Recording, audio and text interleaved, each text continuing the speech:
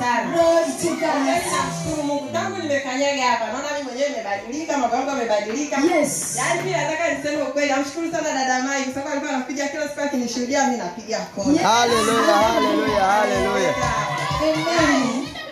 Mimi hapa tangu nimefika hapa, siku nakuja nimueleza baba nilikuwa na tatizo la pressure, moyo ulikuwa unanisumbua. Ndio. Lakini tangu nimeanza kumtumikia Mungu wa madhabahu hii, kwa kweli pressure sasa hivi imekaa mbali na mimi. Haleluya, haleluya, haleluya, haleluya, haleluya.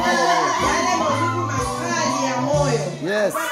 Naumia sana upande mmoja. Mungu unavyoniona hivi siwezi kufanya kazi ngumu sana, lakini tangu nimefika hapa, yale maumivu nilikuwa saa nyingine siwezi kulala na kaa, lakini sasa hivi nalala.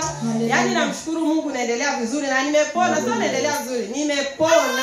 Haleluya, haleluya, haleluya, haleluya, haleluya. Mungu aendelee kumtumia baba yetu. Amen. Atuponye na wengine. Na sasa hivi na wewe napenda niwashuhudie. Mimi mwanangu waga ananikwepa kwa mambo ya wokovu. Kila nikimpigia simu ni block.